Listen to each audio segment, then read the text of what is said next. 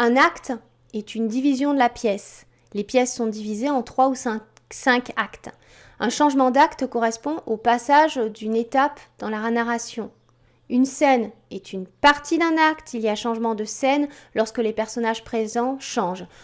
Pour concrétiser ça, voilà, on va faire une image, c'est-à-dire que dans un livre, il y a des parties, partie 1, partie 2, partie 3, dans certains livres en tout cas, et à l'intérieur même de ces parties, il y a des chapitres. Chapitre 1, chapitre 2, chapitre 3. Ou sinon, on peut dire, voilà, on va prendre un livre en 3 tomes, tome 1, tome 2, tome 3, tome 4, enfin si on a 5, tome 4, tome 5, et puis à l'intérieur, il y a des chapitres à l'intérieur même de ces scènes. Non, pas de ces scènes, à l'intérieur même de ces tomes.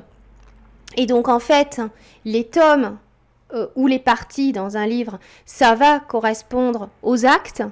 On a un tome 1 dans un livre, eh bien ça correspond à l'acte 1. Ou on a une partie 1 dans un livre, ça correspond à l'acte 1. Et les scènes correspondent aux chapitres. Scène 1, scène 2, scène 3, et dans un roman, on a chapitre 1, chapitre 2, chapitre 3. Et on recommence, quand on change de tome du livre ou quand on change de partie du livre, on recommence la numérotation. On va dire tome 2, chapitre 1. Eh bien, c'est pareil pour le théâtre. On va dire acte 2, scène 1. On recommence. Au théâtre, la scène change quand les personnages présents changent. Donc, il y a soit un personnage qui rentre, soit un personnage qui sort, soit plusieurs qui rentrent et qui sortent. L'intrigue est l'ensemble des péripéties qui constituent le récit. Au théâtre, l'intrigue constitue le déroulement de l'histoire et des événements qui sont contés. On va dire, pour simplifier à l'extrême, que l'intrigue, c'est l'histoire. Un coup de théâtre est un rebondissement imprévu, changeant la situation dans laquelle se trouvent les personnages.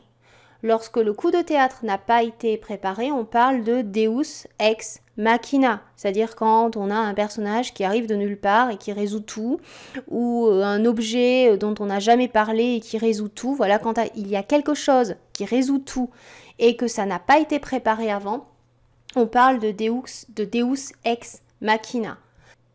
L'exposition est la présentation des personnages, des lieux, de l'époque, de l'intrigue au début d'une pièce.